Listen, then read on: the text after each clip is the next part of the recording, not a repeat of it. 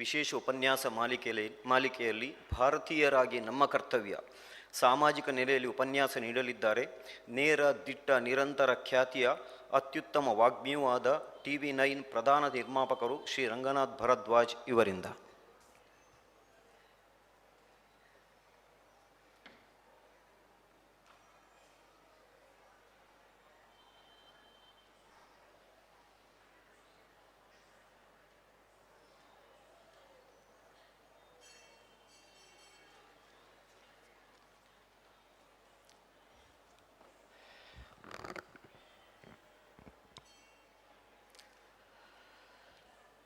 ವೇದಿಕೆ ಮೇಲಿರುವ ಪೂಜ್ಯ ಶ್ರೀಗಳ ಪಾದಾರವಿಂದ್ಯಗಳಿಗೆ ನನ್ನ ತಲೆ ಇಟ್ಟು ಆಶೀರ್ವಾದವನ್ನು ಬೇಡ್ತಾ, ಅನುಮತಿಯನ್ನು ಬೇಡ್ತಾ, ನಮ್ಮಂಥವರಿಗೆ ಪ್ರೇರಣೆಯಾದಂಥ ಸೋಮೇಶ್ವರ ಅವರಿಗೆ ನಮಸ್ಕಾರಗಳನ್ನು ಹೇಳ್ತಾ, ತಮ್ಮೆಲ್ಲರಿಗೂ ನಮಸ್ಕರಿಸಿ ನನ್ನ ಮಾತುಗಳನ್ನು ಆರಂಭ ಮಾಡ್ತಾ ಇದ್ದೀನಿ.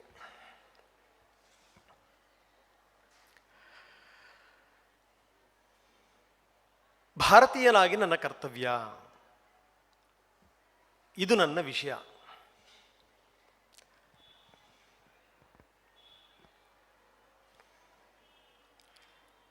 ಬಹಳ ಬೇಸರದ ಸಂಗತಿ ಅಂತಂದರೆ, ದುರದೃಷ್ಟಕರ ಸಂಗತಿ ಅಂದರೆ, ದುರ್ದೈವದ ಸಂಗತಿ ಅಂತಂದರೆ, ಭಾರತೀಯ, ನಾನೊಬ್ಬ ಭಾರತೀಯ ಅಂತ ಎದೆ ಮುಟ್ಟಿಕೊಂಡು ಹೇಳುವಂಥ, ಎದೆ ಉಬ್ಬಿಸಿಕೊಂಡು ಹೇಳುವಂಥ ಮನಸ್ಥಿತಿನಲ್ಲಿ ಇದನ ಅನ್ನುವಂಥದ್ದು ಮೊದಲ ಪ್ರಶ್ನೆ. ಅದಕ್ಕೆ ನಾನು ಹೇಳಿದೆ, ಇದಕ್ಕಿಂತ ದೊಡ್ಡ ದುರ್ದೈವದ ಸಂಗತಿ ಇನ್ನೊಂದಿಲ್ಲ ಅಂತ. ಯಾಕಂದರೆ ಸೋಮೇಶ್ವರವರು ಬಹಳ ಸುದೀರ್ಘವಾಗಿ ಮಾತಾಡಿದ್ದಾರೆ, ಬಹಳ ಸುದೀರ್ಘವಾಗಿ ಸಾಕಷ್ಟು ಅಂಶಗಳನ್ನು ಹೇಳಿದ್ದಾರೆ. ಒಬ್ಬ ಹಿಂದೂ ಧರ್ಮೀಯನಾಗಿ ನನಗೆ ಎಂಥ ಗರ್ವ ಇದೆ, ಎಂಥ ಹೆಮ್ಮೆ ಇದೆ ಅನ್ನೋದನ್ನು ಬಹಳ ಅದ್ಭುತವಾಗಿ ತಮಗೆ ವಿವರಿಸಿದ್ದಾರೆ. ಇದಕ್ಕಿಂತ ಮುಂದೆ ಹೋಗಿ ನಾನು ಹೇಳುವಂಥದ್ದೇನಿಲ್ಲ. ಅದಕ್ಕೆ ಹಿಂದೂ ಧರ್ಮವನ್ನು ಅದು ಅನಾದಿ ಧರ್ಮ ಅಂದರು, ಅದು ಅನಂತ ಧರ್ಮ. ಅದು ಯಾರು ಸ್ಥಾಪನೆ ಮಾಡಿದರು, ಏನು ಎತ್ತ, ಅದು ಯಾವುದರ ಪುರಾವೆಗಳು ಸಿಗಲ್ಲ. ಅದಕ್ಕೆ ಕೋರ್ಟೇ ಹೇಳಿಬಿಟ್ಟಿದೆ, ಹಿಂದೂ ಧರ್ಮ ಒಂದು ಜೀವನ ಪದ್ಧತಿ ಅದು ಅಂತ. ಇನ್ನು ಅದು ಅನಂತ. ತನ್ನ ಗುಣಗಳಿಂದ, ತನ್ನ ವಿಶಾಲ ದೃಷ್ಟಿಕೋನದಿಂದ, ತನ್ನ ಮನಸ್ಥಿತಿಯಿಂದ ಅದು ಯಾವಾಗಲೂ ಕೂಡ ಅನಂತ. ಬಹಳಷ್ಟು ಸಾಧನೆಗಳ ಬಗ್ಗೆ ಸೋಮೇಶ್ವರ ಅವರು ಹೇಳ್ತಾ ಇದ್ರು. ನಾವು ಶೂನ್ಯವನ್ನು ಕಂಡು ಹಿಡಿದಿದ್ದಾಗಿರ್ಬೋದು, ದಶಾಂಶ ಪದ್ಧತಿಯನ್ನು ಕಂಡು ಹಿಡಿದಿದ್ದಂಥದ್ದಾಗಿರ್ಬೋದು, ವಿಜ್ಞಾನದ ಆವಿಷ್ಕಾರಗಳು, ಬ್ರಿಟಿಷರು ಇಲ್ಲಿಗೆ ಬರೋದಕ್ಕಿಂತ ಮೊದಲು ಒಂದಷ್ಟು ತಂತ್ರಗಾರಿಕೆ ಮಾಡ್ತಾ ಇದ್ರು, ಮದ್ದುಗುಂಡುಗಳಿದ್ವು, ಅವರ ಹತ್ರ ಹೋರಾಟ ಮಾಡ್ತಾ ಇದ್ರು, ಅಲ್ಲಿನ ಜನರಲ್ಲಿ ವಿಷಬೀಜವನ್ನು ಬಿತ್ತಾ ಇದ್ರು, ಒಡೆದು ಆಳುವಂಥ ನೀತಿಯನ್ನು ಅನುಸರಿಸ್ತಾ ಇದ್ರು. ಈ ಮುಖಾಂತರ ಜಗತ್ತನ್ನು ಗೆಲ್ತಾ ಗೆಲ್ತಾ ಗೆಲ್ತಾ ಹೋದ್ರು.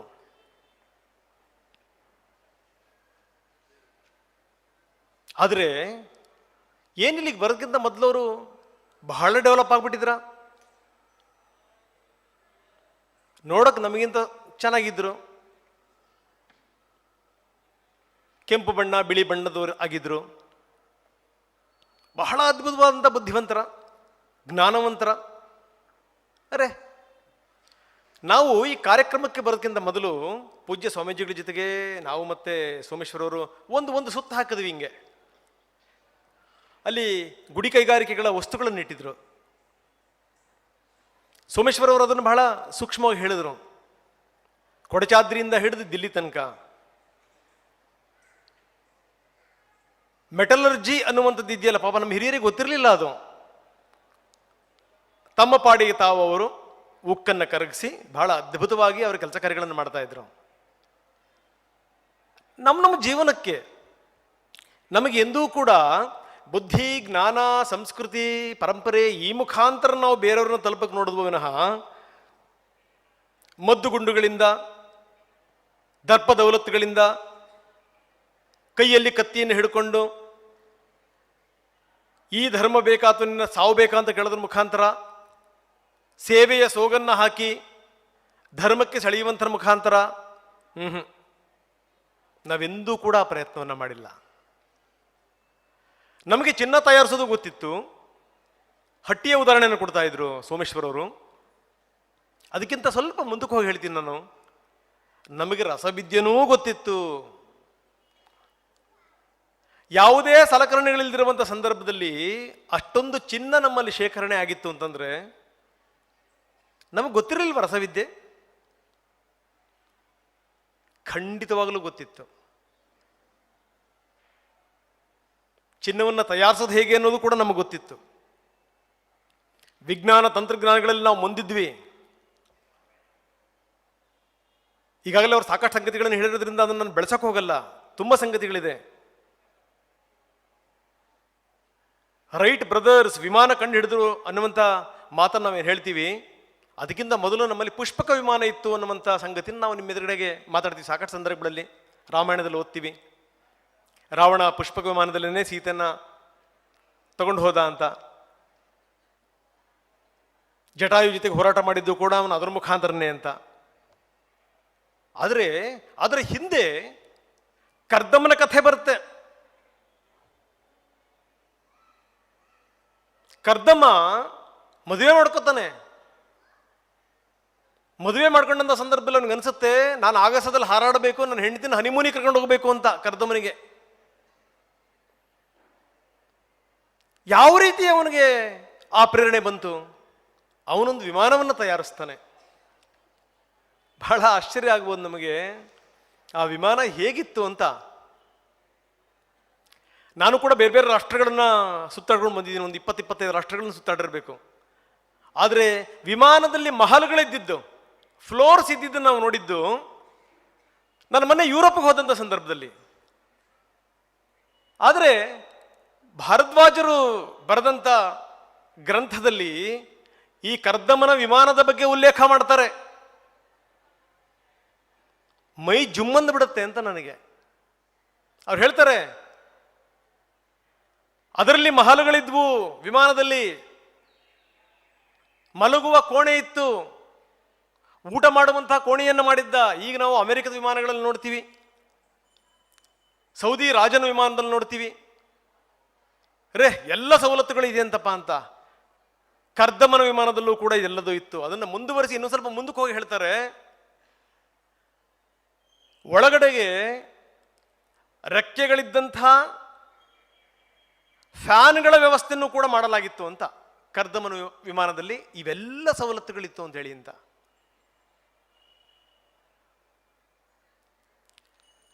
ಎಲ್ಲವೂ ಇದೆ ನಮ್ಮಲ್ಲಿ, ಏನಿಲ್ಲ ನಮ್ಮಲ್ಲಿ. ಇದಕ್ಕಿಂತ ಮುಂದುವರೆದು ಇನ್ನೊಂದು ಹೇಳ್ಬಿಡ್ತೀನಿ ನಾನು. ಸೋಮೇಶ್ವರ ಅವರು ಮಾತಾಡ್ತಾ ಒಂದು ಮಾತನ್ನು ಹೇಳ್ತಾ ಇದ್ರು, ಹಿಂದೂ ಧರ್ಮ, ಜೈನ ಧರ್ಮ ಮತ್ತು ಬೌದ್ಧ ಧರ್ಮಕ್ಕೂ ಕೂಡ ಜನ್ಮ ಕೊಡ್ತು ಅನ್ನುವಂಥ ಮಾತು. ಅದಕ್ಕಿಂತ ಸ್ವಲ್ಪ ಹಿಂದಕ್ಕೆ ಹೋಗ್ಬೇಕು ನಾವೇನೂ. ಯಾಕಂದರೆ ಬೇರೆ ಬೇರೆ ಧರ್ಮ, ಯಾವ್ಯಾವ ಧರ್ಮಗಳು, ಈಗ ಕ್ರಿಶ್ಚಿಯನ್ ಧರ್ಮ ಆಗಿರ್ಬೋದು, ಯೇಸು ಹುಟ್ಟಿದಂಥ ಸಂದರ್ಭದಲ್ಲಿ ಎಲ್ಲಿ ಹುಟ್ಟದ ಅನ್ನುವಂಥ ಉಲ್ಲೇಖ ಬರುತ್ತೆ, ಗುಡಿಸಲಲ್ಲಿದ್ದ ಅನ್ನುವಂಥ ಉಲ್ಲೇಖ ಬರುತ್ತೆ. ಒಂದು 2000-2500 ವರ್ಷಗಳ ಹಿಂದಿನ ಮಾತು. ನಿಮಗೆ ಆಶ್ಚರ್ಯ ಹೇಳ್ತೀನಿ ನಾನು, ತ್ರೇತಾಯುಗದಲ್ಲಿ ಮಹಲುಗಳ ವಿಶ್ಲೇಷಣೆ ಬರುತ್ತೆ. ಮಹಲುಗಳನ್ನು ಹೆಂಗೆ ಕಟ್ಟೋದು ಅನ್ನೋದ್ರ ಬಗ್ಗೆ ಉಲ್ಲೇಖಗಳಿದೆ. ಮಹಲುಗಳ ಬಗ್ಗೆ ನಳನನ್ನು ಕಳೆದುಕೊಂಡಂಥ ದಮಯಂತಿ ನಡ್ಕೊಂಡ್ಬರ್ತಿರುವಂಥ ಸಂದರ್ಭದಲ್ಲಿ ಉಪ್ಪರಿಗೆಯ ಮೇಲೆ ನಿಂತಂಥ ಮಹಾರಾಣಿ ದಮಯಂತಿನ ನೋಡ್ತಾಳಂತೆ. ಕರ್ಕೊಂಬನ್ನಿ, ಅದು ಯಾವುದೋ ಒಂದು ಹಿಂಸು ಪಾಪ ತುಂಬ ದುಃಖ ತಪ್ಪಲಾಗಿ ಹೋಗ್ತಾ ಇಲ್ಲ, ಕರ್ಕೊಂಬನ್ನಿ ಅಂತ ಕರೀತಾಳಂತೆ. ನಮ್ಮಲ್ಲಿ ಆವಾಗಲೇ ಇತ್ತು, ನಮ್ಮಲ್ಲಿ ಇದೆಲ್ಲದೂ ಕೂಡ. ಅದಕ್ಕಿಂತ ಸ್ವಲ್ಪ ಹಿಂದಕ್ಕೆ ಹೋಗಬೇಕು ಅಂತಂದ್ರೆ ಹಿರಣ್ಯಕಶಿಪು, ಅವನ ರಾಜ್ಯ, ಅವನ ಸಾಮ್ರಾಜ್ಯ, ಹರಿಯ ವಿರೋಧಿ. ಕೊನೆಯ ಗಳಿಗೆನಲ್ಲಿ ಅವನಿಗೂ ಅವನ ಮಗನಿಗೂ ನಡೆಯುವಂಥ ಸಂವಾದ. ಗದೆಯನ್ನು ಕೈಯಲ್ಲಿ ಹಿಡ್ಕೊಂಡು ಹಿರಣ್ಯಕಶಿಪು ಕೇಳ್ತಾನೆ, ಈ ಕಂಬದಲ್ಲಿ ನಿನ್ನ ಹರಿಯಿದನ, ಮುಟ್ಟಿ ಕೇಳ್ತಾನೆ. ಈ ಕಂಬದಲ್ಲಿ ನಿನ್ನ ಹರಿಯಿದನ, ಮುಟ್ಟಿ ಕೇಳ್ತಾನೆ. ತಟ್ಟಿ ಕೇಳ್ತಾನೆ, ಈ ಕಂಬದಲ್ಲಿ ನಿನ್ನ ಹರಿಯಿದನ, ಈ ಕಂಬದಲ್ಲಿದನ. ಕಂಬಗಳನ್ನೆಲ್ಲ ಎಣಿಸಿ ಎಣಿಸಿ ಎಣಿಸಿ ಹೇಳ್ತಾನೆ, ಯಾವ ಕಂಬದಲ್ಲಿ ನಿನ್ನ ಹರಿಯಿದನ ಹೇಳುವಂತ. ಅದು ಮುಂದಿನ ಕಥೆ. ಅದು ಒಂದು ಕಂಬದಲ್ಲಿ ಹರಿಯಿದ್ದ, ಅದನ್ನು ಒಡೆದಾಕದ ಮೇಲೆ ಅವನು ಹರಿ ಬಂದ. ನರಸಿಂಹನ ಅವತಾರದಲ್ಲಿ ಅವನನ್ನು ಸೀಳಿ ಬಿಸಾಕದ. ಇಲ್ಲಿ ಬರುವಂತ ಪ್ರಮುಖವಾದಂಥ ಸಂಗತಿ ಅಂತಂದ್ರೆ, ಒಂದು ದೊಡ್ಡ ಅರಮನೆಯಲ್ಲಿ ಇಷ್ಟೊಂದು ಕಂಬಗಳಿವೆ ಅನ್ನೋದಾದ್ರೆ, ಲೋಹಗಳನ್ನ, ಶಿಲೆಯನ್ನ ನಾವು ಬಳಸಿ ಮಹಲ್ಗಳನ್ನು ಕಟ್ತೀವಿ ಅನ್ನುವಂಥದ್ದು ಆವಾಗಲೇ ಸಾಬೀತಾಗಿದೆ ಅಂತ ಅರ್ಥ.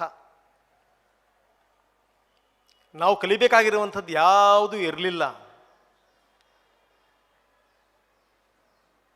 ಅದಕ್ಕೆ ಬ್ರಿಟಿಷರಲ್ಲಿ ಬಂದ ತಕ್ಷಣ ಮಾಡಿದಂಥ ಮೊದಲ ಕೆಲಸ ಏನಪ್ಪ ಅವರು ಅಂತಂದ್ರೆ, ಇಲ್ಲಿದ್ದಂಥ ಗುಡಿ ಕೈಗಾರಿಕೆಗಳಿವೆಯಲ್ಲ ಅವುಗಳನ್ನು ಮುಚ್ಚುವಂಥ ಕೆಲಸ ಮಾಡಿದ್ರು. ಫಸ್ಟು ಹತ್ತಿ, ಅದ್ಭುತವಾದಂಥ ಹತ್ತಿ. ನೇಯ್ಗೆ, ಅದ್ಭುತವಾದಂಥ ನೇಯ್ಗೆ. ನೀವು ಕಮ್ಮಾರಿಕೆಯಿಂದ ಹೇಳಿ ಚಮ್ಮಾರಿಕೆ ತನಕ ಏನು ಮಾಡ್ತೀರಿ ಹೇಳಿ? ಎಲ್ಲದರಲ್ಲೂ ನಾವು ಸಿದ್ಧಹಸ್ತರೆ. ವಿಜ್ಞಾನ ತಂತ್ರಜ್ಞಾನಗಳಲ್ಲೂ ಕೂಡ ನಾವು ಸಿದ್ಧಹಸ್ತರೆ. ಮಧ್ಯದಲ್ಲಿ ಸ್ವಲ್ಪ ಗ್ಯಾಪ್ ಇತ್ತು.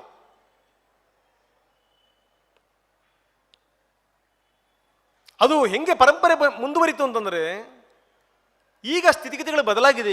ಈಗ ನಾವು ವಿದೇಶಿ ವಸ್ತುಗಳನ್ನು ಖರೀದಿ ಮಾಡ್ತೀವಿ, ವಿದೇಶಿ ವಸ್ತುಗಳನ್ನು ಧರಿಸ್ತೀವಿ,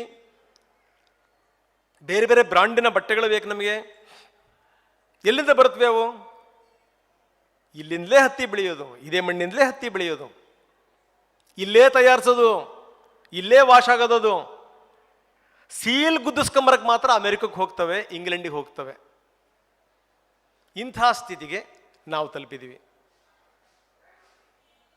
ನಾನು ಯಾಕೆ ಈ ಮಾತನ್ನು ಹೇಳಿದೆ ಅಂತಂದ್ರೆ, ಒಂದು ದೇಶ ಬರೀ ಕಲ್ಲು ಮಣ್ಣಿಂದ ಗುರುತಿಸ್ಕೊಳ್ಳಲ್ಲ. ಒಂದು ದೇಶ ಬರೀ ನೆಲದಿಂದ ಗುರುತಿಸ್ಕೊಳ್ಳಲ್ಲ. ನೆಲದಿಂದ ಒಂದು ದೇಶ ಆಗಕ್ಕೆ ಸಾಧ್ಯ ಇಲ್ಲ. ಅಲ್ಲಿನ ಸಂಸ್ಕೃತಿ ಪರಂಪರೆ, ಆ ಸಂಸ್ಕೃತಿ ಪರಂಪರೆಯ ಶ್ರೀಮಂತಿಕೆ, ಅದರಿಂದ ಒಂದು ದೇಶ ನಿರ್ಮಾಣ ಆಗುತ್ತೆ ಅಂತ ನಮ್ಮ ಹಿರಿಯರು ಹಿಂದೆ ಮಾಡಿದ್ದು ಆ ಕೆಲಸ.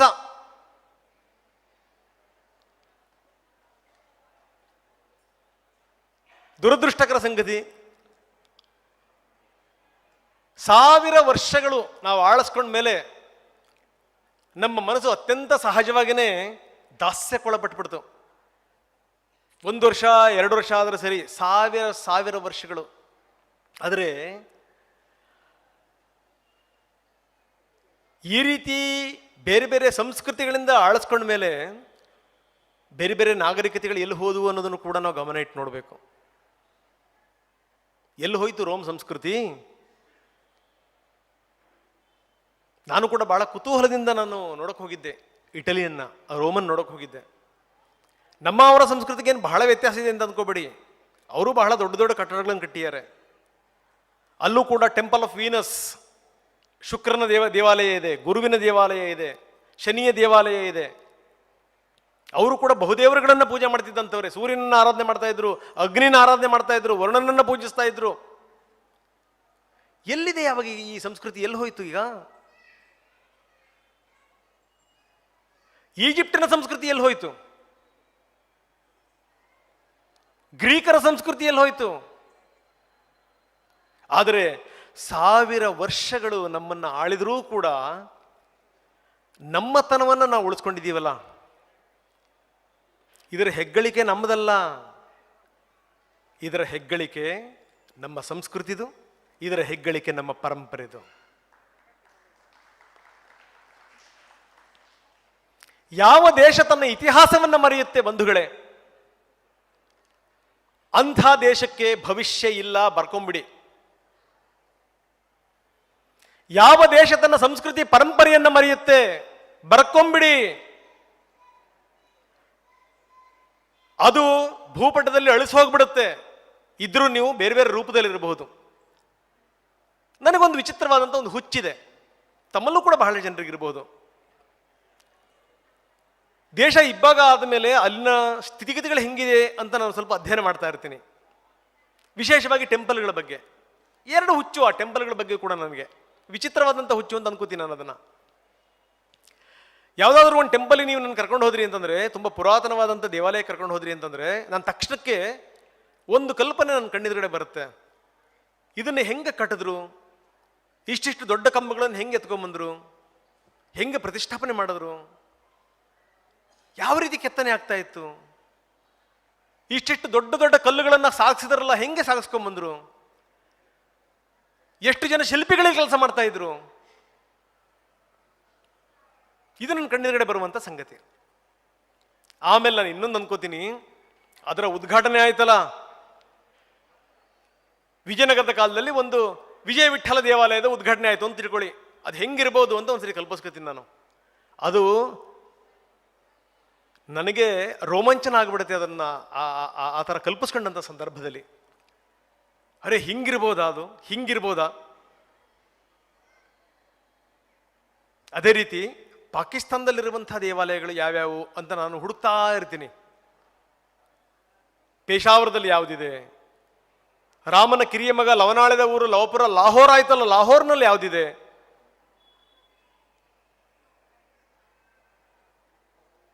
ಹುಡುಕ್ತಾ ಇರ್ತೀನಿ ನಾನು.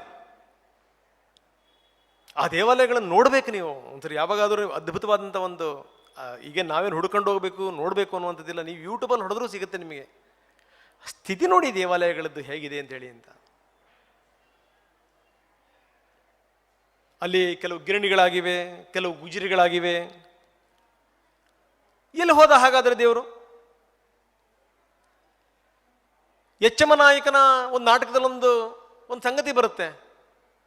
ಇವನೇನ ನಿಮ್ಮ ಸಾಸಿವೆ ಕಾಳು ಗಣಪತಿ, ಇವನೇನ ಕಡಲೆಕಾಳು ಗಣಪತಿ, ಇವನೇನ ಉಗ್ರ ನರಸಿಂಹ.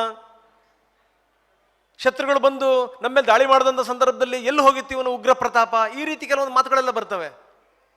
ನಾವು ಅರ್ಥ ಮಾಡ್ಕೋಬೇಕು, ಭಗವಂತನನ್ನು ಬರೀ ಪೂಜೆ ಮಾಡಿದರೆ ಸಾಕಾಗಲ್ಲ, ಅವನನ್ನು ಪ್ರತಿಷ್ಠಾಪನೆ ಮಾಡ್ಕೊಳ್ಳಿಲ್ಲ ನಾವು ಅಂತಂತಂದ್ರೆ ಏನೂ ಆಗಲ್ಲ. ಆಂಜನೇಯನ ಪೂಜೆ ಮಾಡೋದಂತಾರಲ್ಲ, ಆಂಜನೇಯ ಆಗ್ತಾರೇನ್ರಿ, ಕೋತಿಗಳಾಗ್ಬೋದು ಅಷ್ಟೇನೆ.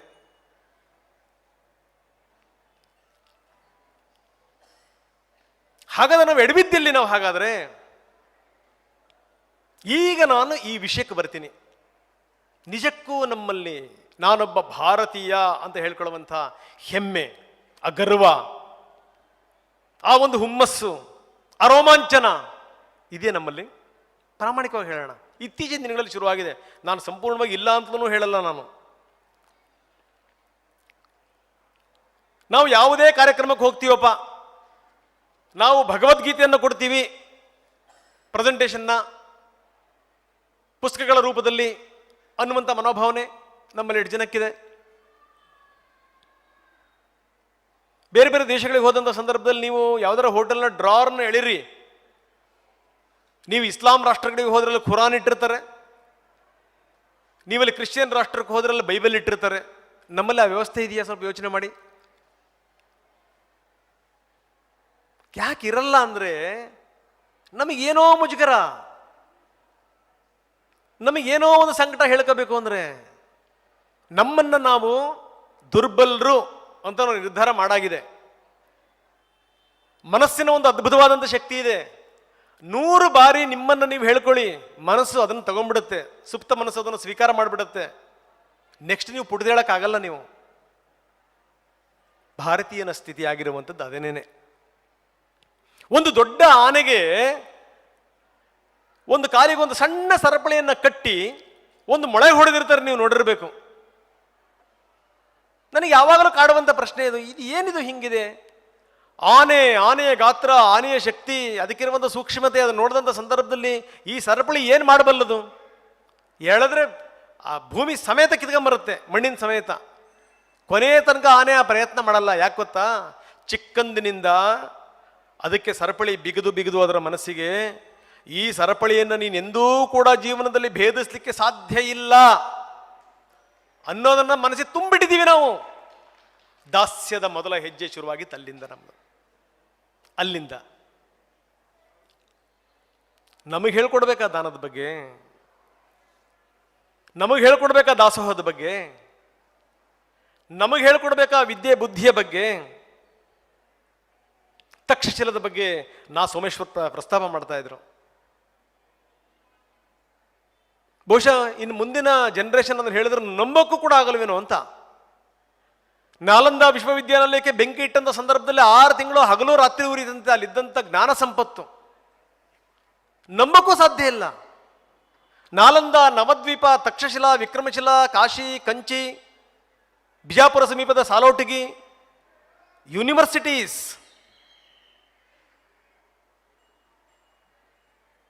ಅಲ್ಲಿಂದ ನಾವು ಜನರನ್ನು ಕರಿತಾ ಇದ್ವಿ, ಬೇರೆ ಬೇರೆ ಭಾಗದಿಂದ ಬರ್ರಪ್ಪ, ಬನ್ನಿ, ವಿದ್ಯೆ ಹೇಳ್ಕೊಡ್ತೀವಿ ನಿಮಗೆ ಜ್ಞಾನವನ್ನು ತುಂಬ್ತೀವಿ ಬನ್ನಿ ಅಂತ. ಏತದ್ದೇಶ ಪ್ರಸೂತಸ್ಯ ಸಕಾಶಾರಗ್ರ ಜನ್ಮನಃ ಸ್ವಂ ಸ್ವಂ ಚರಿತ್ರಂ ಶಿಕ್ಷೇರನ್ ಪ್ರತಿಭಾಂ ಸರ್ವ ಮಾನವಃ. ಓ ಜಗತ್ತಿನ ಜನಗಳೇ, ನೀವು ಭಾರತಕ್ಕೆ ಬನ್ನಿ. ನಿಮಗಿಂತ ಮೊದಲು ಹುಟ್ಟಿರೋ ನಾವು, ನಿಮಗಿಂತ ಮೊದಲು ಹುಟ್ಟಿದೀವಪ್ಪ ನಾವು. ನಾಗರಿಕತೆ ನಿಮಗಿಂತ ಬಹಳ ಬಹಳ ನಾವು ಹಿಂದಿನಿಂದಲೂ ಕೂಡ ನಾವು ನಾಗರಿಕತೆಯನ್ನು ನಾವು ಬೆಳೆಸ್ಕೊಂಡಿದ್ದೀವಿ. ನಾವು ಬದುಕೋ ರೀತಿ ಹೇಗೆ, ಬದುಕೋ ಬಗೆ ಹೇಗೆ, ಯಾವ ರೀತಿ ಬದುಕಬೇಕು ಅದನ್ನು ಕಲಿಸ್ತೀವಿ ಬರ್ರಪ್ಪ ಅಂತ. ಅಲ್ಲಿಂದ ಬಂದಂಥವ್ರಿಗೆ ವಿದ್ಯೆ ಹೇಳ್ಕೊಡ್ಬೇಕು ಅಂತಲೇ ನಾಲಂದ, ನವದ್ವೀಪ, ತಕ್ಷಶಿಲಾ, ವಿಕ್ರಮಶಿಲಾ, ಕಂಚಿ, ಕಾಶಿ, ನಮ್ಮ ಸಾಲೋಟಿಗೆ ಅಲ್ಲೆಲ್ಲ ಯೂನಿವರ್ಸಿಟಿಗಳಾಗಿದ್ದು. ಈಗಿನ ನಮ್ಮ ಯೂನಿವರ್ಸಿಟಿಗಳು ಹೆಂಗಿವೆ?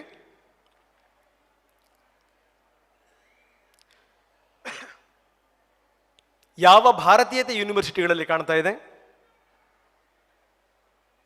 ಬಹಳ ಬೇಸರದ ಸಂಗತಿ, ಯೂನಿವರ್ಸಿಟಿಗಳು ಇವತ್ತು ವಿಷಬೀಜವನ್ನು ಬಿತ್ತುವಂಥ ಅಡ್ಡಗಳಾಗ್ಬಿಟ್ಟಿವೆ. ಇವತ್ತು ಭಾರತವನ್ನು ತುಕಡಾ ಮಾಡೋದು ಹೆಂಗೆ ಅಂತ ಘೋಷವಾಕ್ಯಗಳನ್ನು ಮೊಳಗಿಸುವಂಥ ಕೇಂದ್ರಗಳಾಗ್ಬಿಟ್ಟಿವೆ. ಇವತ್ತು ದೇಶದ್ರೋಹದ ಪಾಠವನ್ನು ಬೋಧಿಸುವಂಥ ವೇದಿಕೆಗಳಾಗಿದೆ. ಇವತ್ತು ಪುಂಡ ಪೋಕರರನ್ನ, ದೇಶದ್ರೋಹಿಗಳನ್ನು ಕಟ್ಟಿಕೊಂಡು ಯಾವ ರೀತಿ ದೇಶದ ವಿರುದ್ಧ ಘೋಷಣೆಗಳನ್ನು ಹಾಕಬೇಕು ಅಂಥ ಕೇಂದ್ರಗಳಾಗಿ ಮಾರ್ಪಟ್ಟಿವೆಯಲ್ಲ. ಇದೇ ರೀತಿಯ ಸ್ಥಿತಿಗತಿಗಳು ಮುಂದುವರೆದು ನಾವು ಎಲ್ಲಿ ಹೋಗ್ತೀವಿ? ಎಲ್ಲಿದೆ ಭಾರತೀಯತೆ? ಭಾರತೀಯನಾಗಿ ನನ್ನ ಕರ್ತವ್ಯ ಏನು ಹಾಗಾದ್ರೆ? ಆರಂಭದಿಂದ ಅದೇನೋ ನಮಗೊಂಥರ ಹುಚ್ಚು. ನಮ್ಮ ಮಕ್ಕಳು ದೊಡ್ಡ ದೊಡ್ಡ ಟಸ್ಪುಸ್ ಇಂಗ್ಲಿಷ್ ಶಾಲೆಯಲ್ಲಿ ಓದಬೇಕು ಅನ್ನುವಂಥ ಹಂಬಲ ನಮಗೆ. ನಮ್ಮ ಸಂಸ್ಕೃತಿಗೊಂದು ದೊಡ್ಡ ಹೊಡೆತ ಬೀಳುತ್ತೆ. ಭಾಷೆ ಕಲಿಯೋದ್ರ ಬಗ್ಗೆ ನನ್ನ ಅಭ್ಯಂತರ ಇಲ್ಲ, ದಯವಿಟ್ಟು ಅರ್ಥ ಮಾಡ್ಕೊಂಬಿಡಿ. ಬೇಕು, ಎಲ್ಲ ಭಾಷೆಗಳನ್ನು ಕಲಿತೀವಿ ನಾವು, ಎಲ್ಲ ಭಾಷೆಯನ್ನು. ಎಲ್ಲರ ತಾಯಂದ್ರನ್ನೂ ಪ್ರೀತಿಸೋಣ. ನಮ್ಮಮ್ಮನ್ನ ಪ್ರೀತಿಸ್ಬೇಕು, ನಮ್ಮಮ್ಮನ ಗೌರವಿಸ್ಬೇಕ್ರಿ. ನಾನು ನಮ್ಮಮ್ಮನೇ ಪ್ರೀತಿಸಲ್ಲ ಅಂತಂದರೆ ಬೇರೆಯವ್ರ ಅಮ್ಮನ ಪ್ರೀತಿಸ್ಲಿಕ್ಕೆ ಎಷ್ಟರ ಮಟ್ಟಿಗೆ ಸಾಧ್ಯ ನನಗೆ? ಆದ್ರೆ ಇಲ್ಲ, ನಮಗೊಂದು ಬಹಳ ಅದ್ಭುತವಾದಂಥ ಕಲೆ ಸಿದ್ಧಿಸಿದೆ. ನಾವು ನಮ್ಮಮ್ಮನ ಪ್ರೀತಿಸಿದ್ರು ಬೇರೆಯವ್ರನ್ನ ಬಹಳ ಅದ್ಭುತವಾಗಿ ಪ್ರೀತಿಸ್ತೀವಿ ಅಂತ. ಹೀಗಾಗಿ ಬಂದಂಥ ಹುಚ್ಚೇನು ಅಂತಂದ್ರೆ, ನಮ್ಮ ದೌರ್ಬಲ್ಯವನ್ನು ತುಂಬ ಚೆನ್ನಾಗಿ ಅರ್ಥ ಮಾಡ್ಕೊಂಡ್ರು ಬೇರೆಯವರು. ಓ, ಇವರಿಗೆ ಮೂಲಕ್ಕೆ ಕೊಡ್ಲಿ ಹಾಕಬೇಕು. ಹಿಂದಿನಿಂದ ಇತಿಹಾಸವನ್ನು ತಿರುಚಿದಾರಲ್ಲ, ಅದರ ಮುಂದುವರೆದ ಭಾಗಗಳು. ವಿದ್ಯೆ ಬುದ್ಧಿಯ ಹೆಸರಲ್ಲಿ ನಿಮ್ಮ ಮಕ್ಕಳು, ನೀವು ಸಾಲ ಸೋಲ ಮಾಡಿ ಕಟ್ಟಿರ್ತಿರಲ್ಲ ಡೊನೇಷನ್ನು, ಅದನ್ನು ನಾವು ಬಳಸ್ಕೊಂಡು ನಿಮಗೆ ವಿದ್ಯೆ ಬುದ್ಧಿ ಹೇಳ್ಕೊಡ್ತೀವಿ ನಿಮಗೆ ಬನ್ನಿ ಅಂತ. ನಾವು ಮುಗಿಬಿದ್ವಿ. ನಾವು ಈಗಲೂ ಕೂಡ ಹಗಲು ರಾತ್ರಿ ಕಾದ ಅಪ್ಲಿಕೇಶನ್ ತರ್ತೀವಿ. ಅಲ್ಲಿ ವಿದ್ಯೆ ಬುದ್ಧಿಯನ್ನು ಹೇಳ್ಕೊಡುವಂಥ ಪ್ರಯತ್ನಗಳನ್ನು ನಾವು ಮಾಡ್ತೀವಿ. ನಂಬರ್ 1. ನಂಬರ್ 2, ಸೇವೆಯ ಹೆಸರಲ್ಲಿ, ಒಂದು ವಿದ್ಯೆಯ ಹೆಸರಲ್ಲಿ, ಇನ್ನೊಂದು ಸೇವೆಯ ಹೆಸರಲ್ಲಿ. ಬಹುಶಃ ನನಗನ್ಸುತ್ತೆ ಶ್ರೀಗಳದ್ದು ಕೂಡ, ಈ ಮಠದ್ದು ಕೂಡ ಅದ್ಭುತವಾದಂಥ ಶಿಕ್ಷಣ ಸಂಸ್ಥೆ ಇದೆ. ಈ ಪ್ರಯತ್ನಗಳು ಬಹಳ ಹಿಂದಿನಿಂದ ಆರಂಭ ಆಗಬೇಕಾಗಿತ್ತು, ಬಹಳ ಹಿಂದಿನಿಂದ.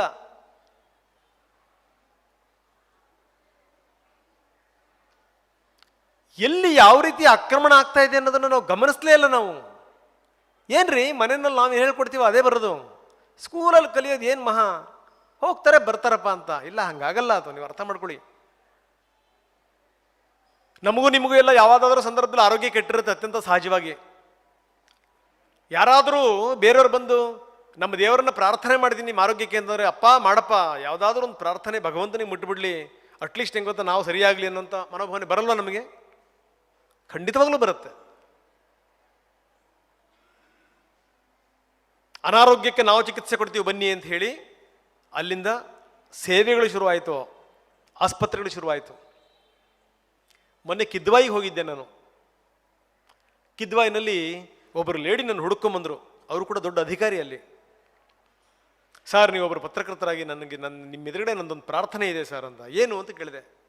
ನೋಡಿ, ಒಬ್ಬ ವ್ಯಕ್ತಿ ಇಲ್ಲಿ ಬಂದು ಧರ್ಮಬೋಧನೆ ಮಾಡ್ತಾ ಇದ್ದ, ಅವನನ್ನು ನಾವು ಟ್ರಾನ್ಸ್ಫರ್ ಮಾಡಿದ್ದೀವಿ. ಅಂಥವ್ರು ಬಹಳಷ್ಟು ಜನ ಇದ್ದಾರೆ. ಎಷ್ಟು ಜನ ಇದ್ದಾರೆ ಕಿದ್ವಾಯಿನಲ್ಲಿ ನೀವು ನೋಡ್ತೀರಿ. ಅವರಿಗೆ ಈ ರೋಗ ಅನ್ನೋವಂಥದ್ದು ಏನಿದೆಯಲ್ಲ ಪಾಪ, ಅದೇ ದೌರ್ಬಲ್ಯ ಆಗೋಗ್ಬಿಟ್ಟಿದೆ ಸರ್, ಅದೇ ಒಂದು ಶಕ್ತಿ ಆಗೋಗ್ಬಿಟ್ಟಿದೆ, ಅವರಿಗೆ ಅಸ್ತ್ರ ಆಗೋಗ್ಬಿಟ್ಟಿದೆ, ದಯವಿಟ್ಟು ಏನಾದರೂ ಮಾಡಿ ಅಂತ. ಇದು ಏನಿದು? ಇದು ಯಾವ ಸಭ್ಯತೆ? ಇದು ಯಾವ ಸಂಸ್ಕೃತಿ? ಇದು ರೆಡಿಮೇಡನ್ನು ಹುಡುಕುವಂಥ ಸಂಸ್ಕೃತಿನಾ? ನಾವು ಹೆತ್ತಿರ್ತೀವಿ, ನಾವು ಹೊತ್ತಿರ್ತೀವಿ, ನಾವು ಓದಿಸಿರ್ತೀವಿ, ಬೆಳೆಸಿರ್ತೀವಿ, ನಮ್ಮವ್ರನ್ನಾಗಿ ಮಾಡ್ಕೊಂಡ್ಬಿಟ್ರೆ ಸಾಕಾ? ಒಬ್ಬ ಭಾರತೀಯನಾಗಿ ಇದನ್ನು ನಾನು ಹೇಗೆ ಖಂಡಿಸಬೇಕು ಯೋಚನೆ ಮಾಡಿ. ಇಟ್ಸ್ ವೆರಿ ಇಂಪಾರ್ಟೆಂಟ್ ಸಂಗತಿ. ನಾನೇನು ಮಾಡಬೇಕು? ವಿದ್ಯಾನಂದರ ಭಾರತ ದರ್ಶನವನ್ನು ನೀವೆಲ್ಲರೂ ಕೇಳಿರ್ತೀರಿ ಅಂತ ನಾನು ಭಾವಿಸ್ತೀನಿ.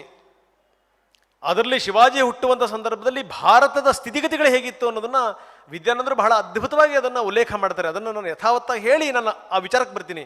ಅವ್ರು ಹೇಳ್ತಾರೆ ಹೇಗಿತ್ತು ಸ್ಥಿತಿ ಅಂತ. ಉತ್ತರದಲ್ಲಿ ಮೊಘಲ್ ಶಾಹಿ, ದಕ್ಷಿಣದಲ್ಲಿ ಆದಿಲ್ ಶಾಹಿ, ನಿಜಾಮ ಶಾಹಿ, ಕುತುಬ ಶಾಹಿ, ಬಲಿದ ಶಾಹಿ. ಅಯೋಧ್ಯೆಯಲ್ಲಿ ನವಾಬ, ಬಂಗಾಳದಲ್ಲಿ ನವಾಬ, ತಮಿಳುನಾಡಿನಲ್ಲಿ ಫ್ರೆಂಚರು, ಗೋವಾದಲ್ಲಿ ಪೋರ್ಚುಗೀಸರು, ಸೂರತ್ನಲ್ಲಿ ಬ್ರಿಟಿಷರು, ಪಕ್ಕದಲ್ಲೇ ಡಚ್ಚರು.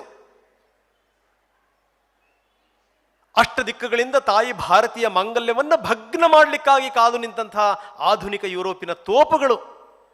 ಅವ್ರು ಹೇಳೋದು ಸ್ಥಿತಿ ಬದಲಾಗಿದೆ ಅಂದ್ಕೊಂಡ್ರೆ ಇವಾಗ ಅಷ್ಟ ದಿಕ್ಕುಗಳಲ್ಲ, ದಶ ದಿಕ್ಕುಗಳಿಂದ ನಮ್ಮನ್ನು ಛಿದ್ರ ಮಾಡಲಿಕ್ಕೋಸ್ಕರ ಕಾಯ್ತಾ ಇವೆ. ಈಗೊಂದು ಹೊಸದೊಂದು ಶುರುವಾಗಿದೆ. ಈಗ ನಾವುಗಳು ಭಾರತೀಯರಾಗಿ ಇದರ ಬಗ್ಗೆ ತುಂಬ ಜಾಗೃತಿಯಿಂದ ಇರಬೇಕು. ಇವಾಗ ನಿಮ್ಮ ಮೇಲೆ ಹಾಕಲಿಕ್ಕೆ ಕ್ಷಿಪಣಿಗಳು ಬೇಡ, ನಿಮ್ಮ ಮೇಲೆ ಹಾಕಲಿಕ್ಕೆ, ನಿಮ್ಮನ್ನು ಧ್ವಂಸ ಮಾಡಲಿಕ್ಕೆ ಬಂದವರು ನಿಮ್ಮ ಮೇಲೆ ಬೋಧನೆ ಮಾಡಬೇಕು ಅನ್ನುವಂಥದ್ದಲ್ಲ, ಬೇರೆ ರೀತಿಯಲ್ಲಿ ದೇಶವನ್ನು ಅಸ್ಥಿರ ಮಾಡಬಹುದು ಅನ್ನುವಂಥ ಒಂದು ಮನೋಭಾವನೆ ಬಂದ್ಬಿಟ್ಟಿದೆ. ಹೇಗದು ಅಂತಂದರೆ, ನಿಮ್ಮನ್ನೇ ಬಳಸ್ಕೊಂಡು ನಮ್ಮ ಕುಟುಂಬದಲ್ಲೇ ಒಬ್ಬ ವ್ಯಕ್ತಿ ನಮಗಿಂತ ಭಿನ್ನ ಮನಸ್ಥಿತಿಯವನಾಗಿರ್ತಾನೆ, ಅವನನ್ನು ಬಳಸ್ಕೊಂಡು ದೇಶವನ್ನು ಹೆಂಗೆ ದುರ್ಬಲ ಮಾಡಬೇಕು ಅಂತ ಹೇಳಿ ಅಂತ ಏನು ಮಾಡ್ತಾ ಇದ್ದೀವಿ ನಾವುಗಳು ಭಾರತೀಯರು? ಎಷ್ಟು ದಿವಸ ನಮ್ದು ಇಷ್ಟು ನಮ್ಮ ಸಂಸ್ಕೃತಿ ಹಿಂಗೆ, ನಮ್ಮ ಪರಂಪರೆ ಹಿಂಗೆ ಅಂತ ನಾವು ಭಾಷಣ ಮಾಡ್ತೀವಿ. ನಾವು ಅನುಷ್ಠಾನವಿಲ್ಲದ ಸಂಸ್ಕೃತಿ, ಅನುಷ್ಠಾನವಿಲ್ಲದ ಪರಂಪರೆ, ಮುಂದುವರಿಸಲಿಕ್ಕೆ ಸಾಧ್ಯವಾಗದಿರುವಂಥ ಮನಸ್ಥಿತಿಯ ಪರಂಪರೆ ವರ್ಕೌಟ್ ಆಗಲ್ಲ. ದಯವಿಟ್ಟು ಅರ್ಥ ಮಾಡ್ಕೊಳ್ಳಿ.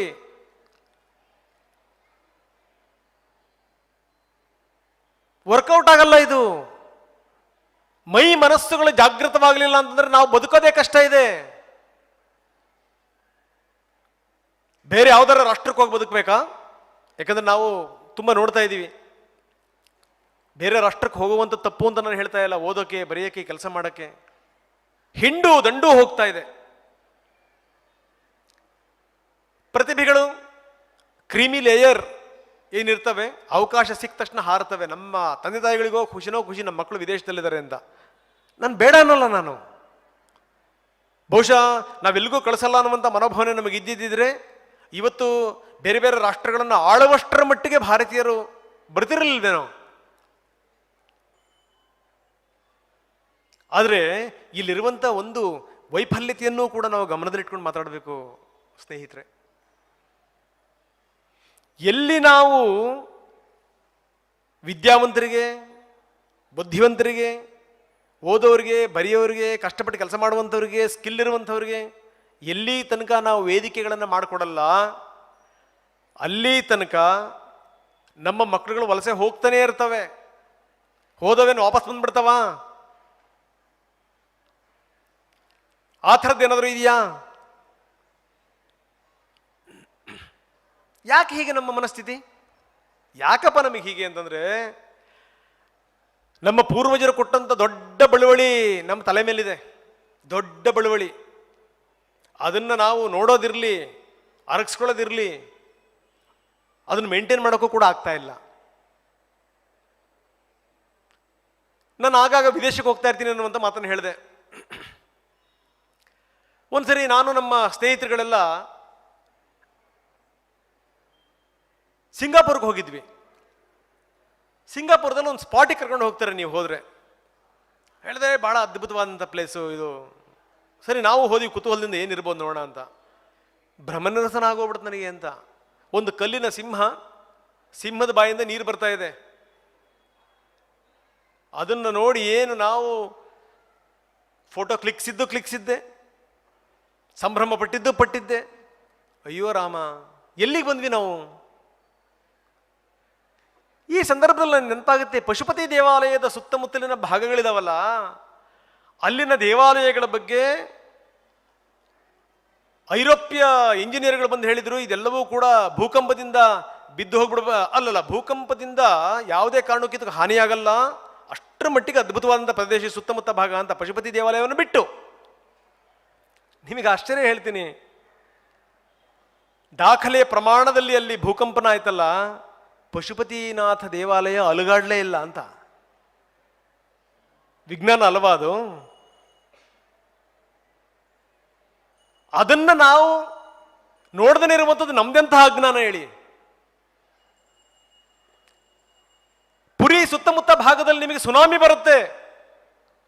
ಸುನಾಮಿ ಬಂದಂಥ ಸಂದರ್ಭದಲ್ಲಿ ಅಲ್ಲೋಲ ಕಲ್ಲೋಲ ಆಗುತ್ತೆ. ಮರಳಿನ ದಡದಲ್ಲೇ ಕಟ್ಟಿರುವಂತಹ ಪುರಿ ಜಗನ್ನಾಥ ದೇವಾಲಯ ಹಾಗೇ ಇರುತ್ತೆ. ಹೇಗದು? ವಿಜ್ಞಾನ ಅಲ್ವಾ ಇದು?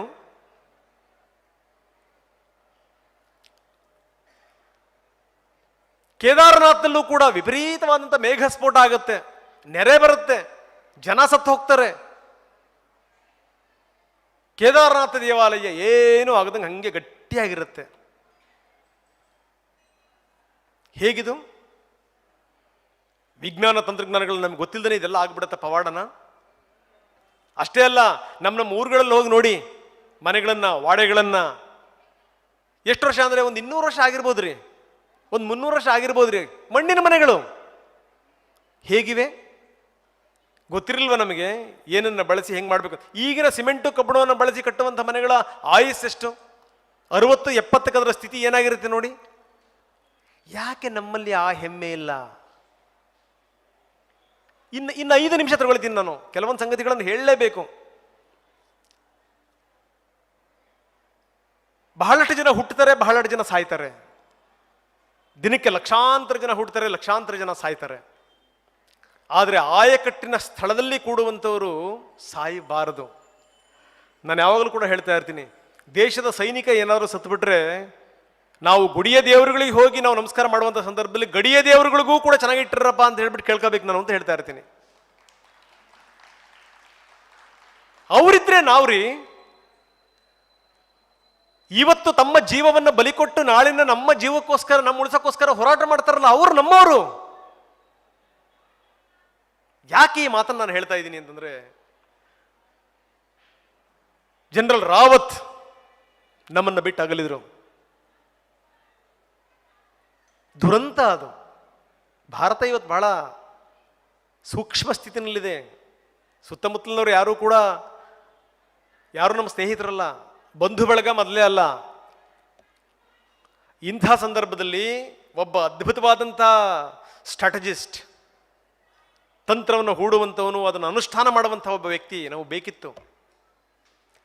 ಇಂಥ ಸಂದರ್ಭದಲ್ಲಿ ನಾವು ಅವ್ರನ್ನ ಕಳ್ಕೊಂಡ್ವಲ್ಲ. ಆ ಶೂನ್ಯವನ್ನು ತುಂಬುವಂಥವ್ರು ಯಾರು? ದೇಶ ಯೋಚನೆ ಮಾಡ್ತಾ ಇದೆ, ದೇಶದ ನಾಯಕತ್ವ ಯೋಚನೆ ಮಾಡ್ತಾ ಇದೆ, ಮುಂದೆ ಏನು ಕಥೆ? ಗಡಿ ಅಂದಾಕ್ಷಣ ಅದರ ನೀಲ ನಕ್ಷೆ ಅವರ ತಲೆನಲ್ಲಿತ್ತಲ್ಲ, ಇಂಥ ಒಬ್ಬ ವ್ಯಕ್ತಿನ ಎಲ್ಲಿ ಹುಡುಕಬೇಕು? ನಮ್ಮ ಹುಡುಗರು, ನಮ್ಮವರು ಪೋಸ್ಟ್ ಹಾಕ್ತಾರೆ,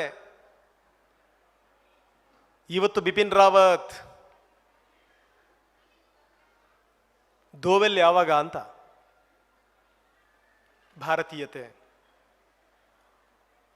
ಸ್ವಾತಂತ್ರ್ಯ, ಅತಿಯಾದಂಥ ಸ್ವಾತಂತ್ರ್ಯ, ಸ್ವೇಚ್ಛಾಚಾರ, ನಮ್ಮವ್ರ ವಿರುದ್ಧ ನಾವು ಷಡ್ಯಂತ್ರ ಮಾಡ್ತೀವಿ ಎನ್ನುವಂಥ ಮನೋಭಾವನೆ. ಅದು ಬಂದ ತಕ್ಷಣ ನಾನು ಮುಖ್ಯಮಂತ್ರಿಗಳಿಗೆ ನಾನು ಫೋನ್ ತಗೊಂಡೆ.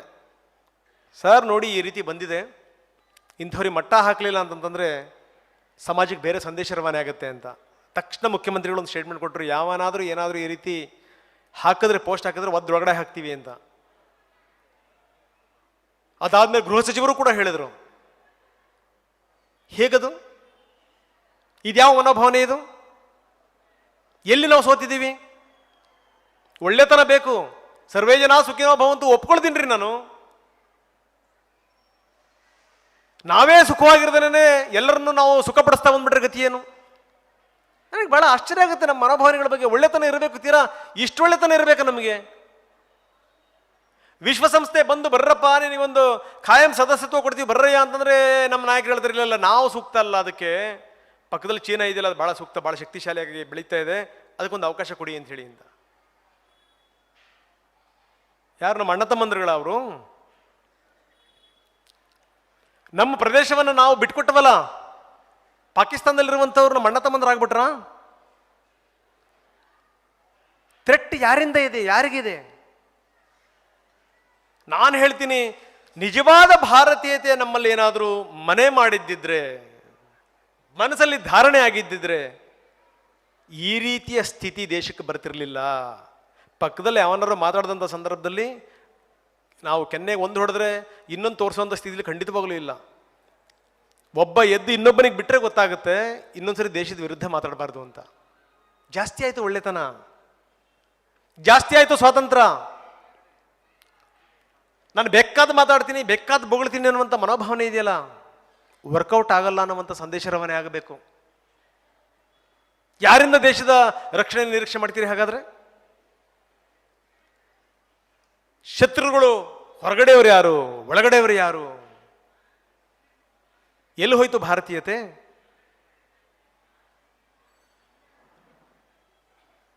ಇದು ಸಂದರ್ಭ. ಇದು ನಾವು ಇದನ್ನ ಬೆಳೆಸ್ಕೊಳ್ಳಿಲ್ಲ ಅಂದ್ರೆ, ನಮ್ಮ ಮುಂದಿನ ತಲೆಮಾರಿಗೆ ನಾವು ಅದನ್ನ ಕಲಿಸ್ಲಿಲ್ಲ ಅಂದ್ರೆ, ನಿನ್ನ ಸಂಸ್ಕೃತಿಯ ಬಗ್ಗೆ ನಿನಗೆ ಹೆಮ್ಮೆ ಇರಲಿ, ಗರ್ವ ಇರಲಿ ನಿನಗೆ ಅನ್ನುವಂಥ ಮನೋಭಾವನೆಯನ್ನು ನಾವು ಬೆಳೆಸ್ಲಿಲ್ಲ ಅಂತಂದ್ರೆ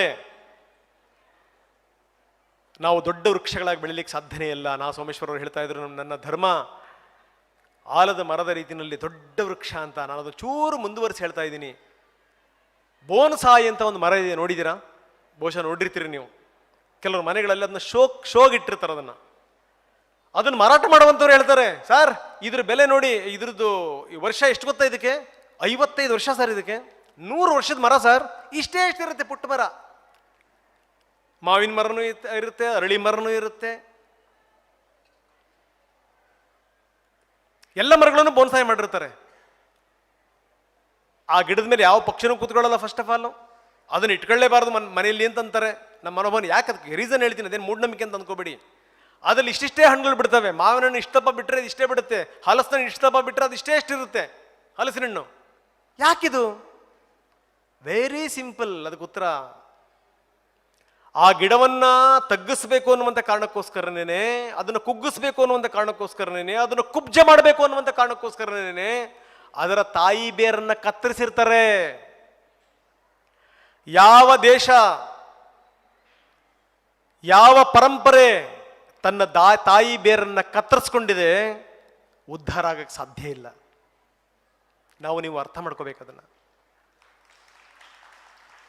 ಸಾಧ್ಯವಿಲ್ಲ ಉದ್ಧಾರ ಆಗಕ್ಕೆ. ಹೇಗಿರಬೇಕು ಹಾಗಾದ್ರೆ? 1947ರಲ್ಲಿ ನಮಗೆ ದೇಶಕ್ಕೆ ಸ್ವಾತಂತ್ರ್ಯ ಬರುತ್ತೆ, 1948ರಲ್ಲಿ ಇಸ್ರೇಲಿ ಸ್ವಾತಂತ್ರ್ಯ ಬರುತ್ತೆ. ಅದರ ಭಾಷೆ ಹಿಬ್ರು, ಅದನ್ನು ಕೂಡ ದೇವ ಭಾಷೆ ಅಂತ ಕರೀತಾರೆ ಅವರು. 3 ಮತ್ತೊಂದು ಜನ ಇರಲಿಲ್ಲ ದೇಶದಲ್ಲಿ ಹಿಬ್ರು ಮಾತಾಡುವಂಥವ್ರು. ಹುಡುಕ್ತಾರೆ, ಎಲ್ಲೆಲ್ಲಿ ಇದೀರಪ್ಪ ಹಿಬ್ರು ಮಾತಾಡುವಂಥವ್ರು ಬರ್ರಯ್ಯ ಅಂತ. ಹಿಬ್ರು ಭಾಷೆಯನ್ನ ದೇಶದ ಭಾಷೆ ಅಂತ ಮೊದಲು ಘೋಷಣೆ ಮಾಡ್ತಾರೆ, ಬೆಳೆಸ್ತಾರೆ ಅದನ್ನ. ಇಸ್ರೇಲ್ ಸುತ್ತಮುತ್ತ ಶತ್ರು ರಾಷ್ಟ್ರಗಳ ಎದುರುಗಡೆ ತಲೆ ಎತ್ತಿ ನಿಲ್ಲುತ್ತೆ. ಅದನ್ನೆಲ್ಲ ತತ್ವಗಳನ್ನು ನಾವು ಒಪ್ಕೋಬೇಕು ಅಂತ ನಾನು ಹೇಳ್ತಾ ಇಲ್ಲ, ಪ್ರಶ್ನೆ ಬೇರೆ. ಆದರೆ ಇವತ್ತು ನಮ್ಮ ದೇಶದ ಗಡಿಯನ್ನ ಹೆಂಗೆ ರಕ್ಷಣೆ ಮಾಡಬೇಕು ಅಂತ ನಾವು ಅದರಿಂದ ಪಾಠ ಕಲಿತಾ ಇದ್ದೀವಿ. ಸ್ಪ್ರಿಂಕ್ಲಿಂಗ್ ಇರಿಗೇಷನ್ ಹೆಂಗ್ ಮಾಡಬೇಕು ಅನ್ನೋದನ್ನ ಪಾಠ ಕಲಿತಾ ಇದೀವಿ ನಾವು. ಹನಿ ನೀರಾವರಿ ಅದನ್ನು ಹೆಂಗ್ ಮಾಡಬೇಕು ಅಂತ ಅವರಿಂದ ಕಲ್ತಿದ್ದೀವಿ ನಾವು. ಅವ್ರು ಯಾಕೆ ಹಾಗೆ, ನಾವ್ಯಾಕೆ ಹೀಗೆ? ರೈತ ಭಾರತದ ಬೆನ್ನೆಲುಬು, ನಮಗೆ ಗೊತ್ತಿಲ್ದಿರುವಂಥ ಸಂಗತಿ ಅವ್ರಿಗೆ ಗೊತ್ತಿದೆಯಾ? ಯಾಕೆ ಗೊತ್ತಿದೆ ಅಂತಂದ್ರೆ ಅವ್ರಿಗೆ ಇರೋದು ಇಷ್ಟೇ ಭೂಮಿ, ಕಳ್ಕೊಂಡ್ರದ್ದು ಅದೂ ಇಲ್ಲ. ನಮಗೆ ಬೇಕಾದಷ್ಟಿದೆ, ಬೇಕಾದಷ್ಟಿದೆ ನಮಗೆ. ಯಾವ ಪ್ರದೇಶಗಳು ಹೋದ್ರೆ ನಮಗೇನಾಗಬೇಕು ಹೇಳಿ, ಇದು ನಮ್ಮ ಮನಸ್ಸಲ್ಲಿರುವಂಥ ಭಾವನೆ. ದೇಶದ ಪ್ರಧಾನಮಂತ್ರಿಗಳು ಹೇಳ್ಬಿಟ್ರು, ಅಯ್ಯೋ ಚೀನಾ ಅಷ್ಟೊಂದು ವಶಪಡಿಸ್ಕೊಂಡಿದೆ ಅಂತ ಯಾಕ್ರಪ್ಪ ಅಷ್ಟೊಂದು ತಲೆಕೆಡಿಸ್ಕೊತೀರಿ, ನೀವು ಅದರಲ್ಲಿ ಏನು ಬೆಳೆಯೋದೇ ಇಲ್ಲ ಅಂತ ಹೇಳಿ ಅಂತ. ತ್ಯಾಗಿ ತುಂಬಾ ಅದ್ಭುತವಾಗಿ ಹೇಳ್ತಾರೆ, ಅಯ್ಯೋ ಹಂಗೆಲ್ಲ ಬೆಳೆಯಲ್ಲ ಅಂತ ಬಿಟ್ಕೊಡಕ್ಕಾಗಲ್ಲ ಪಂಡಿತ್ಜಿ, ನಿಮ್ಮ ತಲೆ ಟೋಪಿ ಎತ್ ನೋಡಿ, ತಲೆ ಮೇಲೆ ಏನಿಲ್ಲ ತೆಕ್ಕೊಟ್ಬಿಡೋದು ಅದನ್ನ ಅಂತ ಕೇಳ್ತಾರೆ. ಈ ರೀತಿ ಮನೋಭಾವನೆಗಳನ್ನು ನಾವು ಇಟ್ಕೊಂಡ್ರೆ, ನಾವು ಬೆಳೆಸ್ಬಿಟ್ರೆ ಹೆಂಗೆ ಕಥೆ?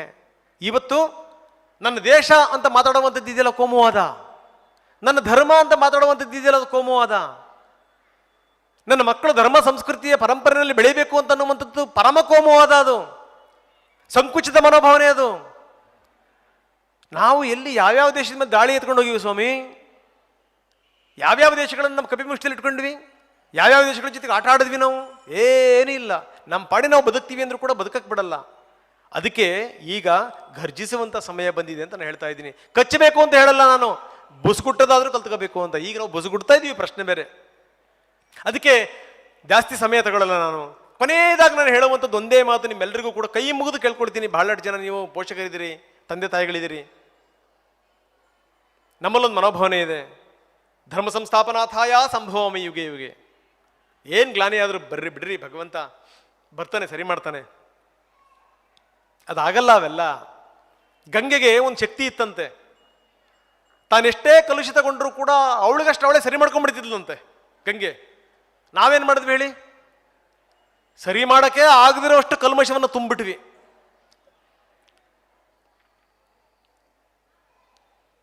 ನಮ್ಮ ಮನೋಭಾವನೆ ಅದು.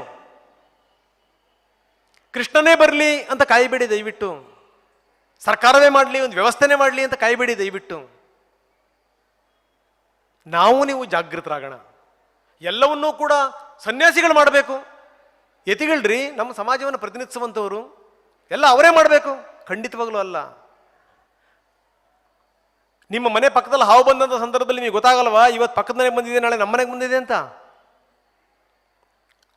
ಇವತ್ತು ವಿಧಾನಸಭೆಯಲ್ಲಿ ಒಬ್ಬ ನಾಯಕ, ನನ್ನ ತಾಯಿ ನನ್ನ ಧರ್ಮವನ್ನೇ ಬಿಟ್ಟು ಹೋಗ್ಬಿಟ್ಲು, ದಯವಿಟ್ಟು ರಕ್ಷಣೆ ಕೊಡಿ ಅಂತ ಕೇಳ್ಕೊತಾನೆ ಅಂತಂದ್ರೆ, ಇವತ್ತು ನಾವು ಯಾವ ಸ್ಥಿತಿಲಿದ್ದೀವಿ ತಿಳ್ಕೊಳ್ಳಿ. ಯಾವ ಸ್ಥಿತಿಲಿದ್ದೀವಿ ತಿಳ್ಕೊಳ್ಳಿ. ನಾವು ಹೀನ, ದೀನ, ದರಿದ್ರ, ಕೃಪಣ, ಗುಲಾಮಿ, ರೋಗಿಷ್ಠ ಸ್ಥಿತಿಯನ್ನು ತಲುಪಿದ್ದೀವಿ ಅಂತ ಅರ್ಥ. ಇನ್ಯಾವ ಶಬ್ದಗಳನ್ನು ಬಳಸಲಿ ನಾನು?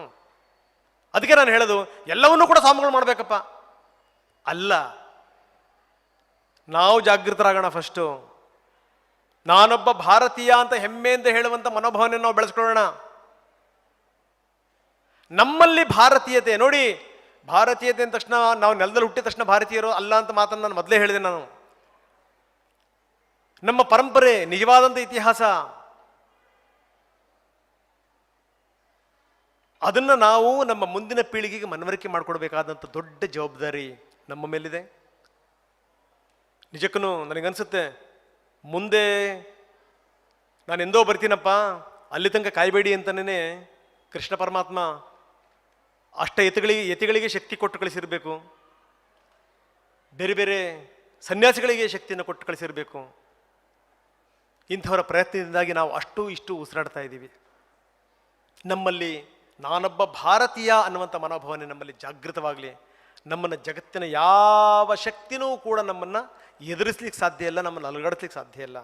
ಇವತ್ತು ದಯವಿಟ್ಟು ನಾವು ನೀವು ಶಪಥ ಮಾಡೋಣ, ಮನೆಗೆ ಹೋಗ್ಬೇಕಾದ್ರೆ ನಾನು ಇಂಥ ಜಾತಿಯವನು ನಾನು ಮನೆಗೆ ಹೋಗ್ತಾ ಇದ್ದೀನಿ. ಇವತ್ತು ಮನೆಗೆ ಹೋಗ್ಬೇಕಾದ್ರೆ ನಾನು ಶೈವ, ನಾನು ವೈಷ್ಣವ, ನಾನು ಶ್ರೀ ವೈಷ್ಣವ, ನಾನು ಮನೆಗೆ ಹೋಗ್ತಾ ಇದ್ದೀನಿ.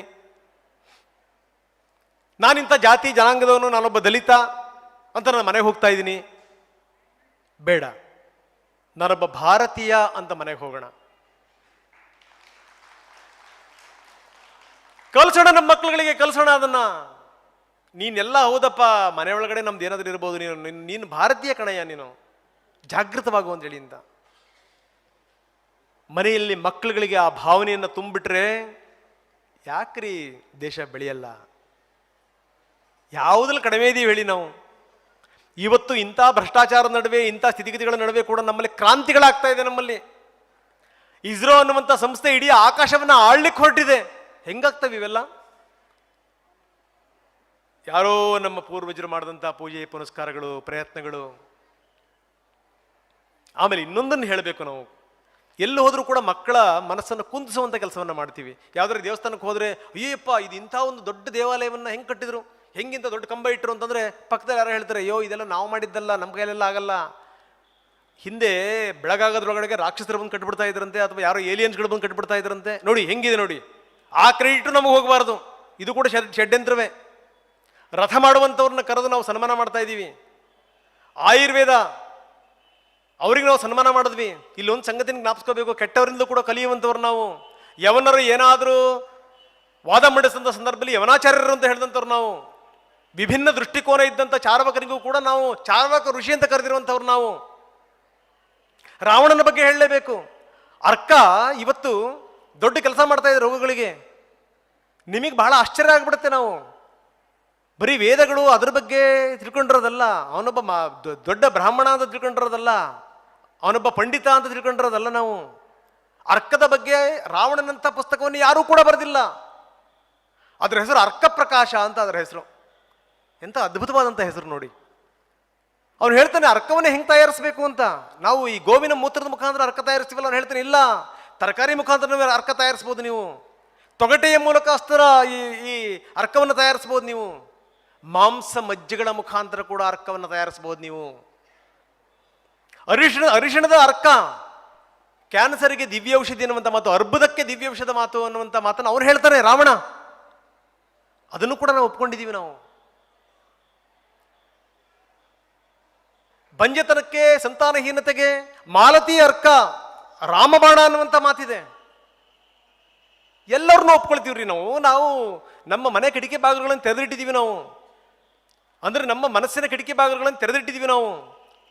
ಆದರೆ ಒಳ್ಳೆ ಸಂಗತಿಗಳು ಸೇರೋಕ್ಕಿಂತ ಹೆಚ್ಚಾಗಿ ಕೆಟ್ಟ ಸಂಗತಿಗಳು ನಮ್ಮ ಒಳಗಡೆ ಬರ್ತಾ ಇದೆ.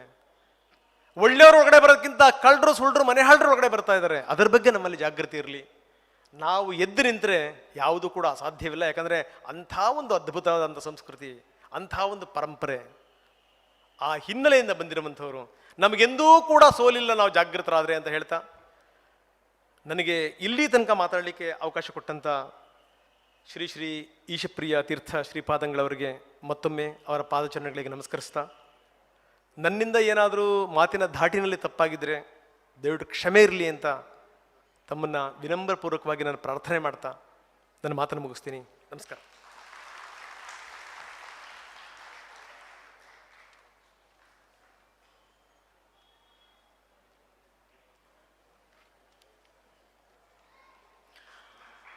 ಪುರಾತನ ಭಾರತೀಯ ಸಂಸ್ಕೃತಿಯ ಉತ್ಕೃಷ್ಟತೆ, ಭಾರತೀಯ ಸಂಸ್ಕೃತಿಯ ಪುರಾತನ ವಾಸ್ತುವಿಜ್ಞಾನಶಾಸ್ತ್ರ, ದೇವಾಲಯಗಳ ಮಹತ್ವ, ಭಾರತೀಯರ ವಿಶ್ವ ಗುರುಕುಲ ಪದ್ಧತಿಯ ಮಹತ್ವ, ಭಾರತೀಯ ವಿಶ್ವವಿದ್ಯಾಲಯಗಳಿಂದ ಆರಂಭಿಸಿ ಈಗಿನ ಆಧುನಿಕ ಶಿಕ್ಷಣದ ಮೇಲಿನ ಆಕ್ರಮಣ. ಯಾರೊಬ್ಬರು ಹೊರ ದೇಶದವರು ಕೇಳಿದ್ರಂತೆ ಹೌ ಟು ಡಿಸ್ಟ್ರಾಯ್ ಇಂಡಿಯಾ ಅಂತ. ಅದಕ್ಕೆ ಅವರು ಹೇಳಿದ್ರಂತೆ ಏನೊಬ್ಬರು, just destroy its educational system ಅಂತ. ಇಂತಹ ವ್ಯವಸ್ಥಿತ ರೀತಿಯ ಸಂಚು ನಡೆಯುತ್ತಿರುವ ಈ ಕ್ಲಿಷ್ಟಕರ ಸಂದರ್ಭದಲ್ಲಿ ಭಾರತೀಯರಾಗಿ ನಮ್ಮ ಕರ್ತವ್ಯವೇನು ಎಂದು ನಮ್ಮ ಭಾರತೀಯತೆಯನ್ನು ಬಡಿದೆಬ್ಬಿಸಿದ ಶ್ರೀ ರಂಗನಾಥ್ ಭರದ್ವಾಜ್, ಪ್ರಧಾನ ಸುದ್ದಿ ನಿರ್ಮಾಪಕರು, TV9 ಸುದ್ದಿ ವಾಹಿನಿ ಇವರಿಗೆ ಶ್ರೀ ಮಠದ ಪರವಾಗಿ ಅನಂತಾನಂತ ಕೃತಜ್ಞತೆಗಳನ್ನು ಸಮರ್ಪಿಸುತ್ತಿದ್ದೇವೆ.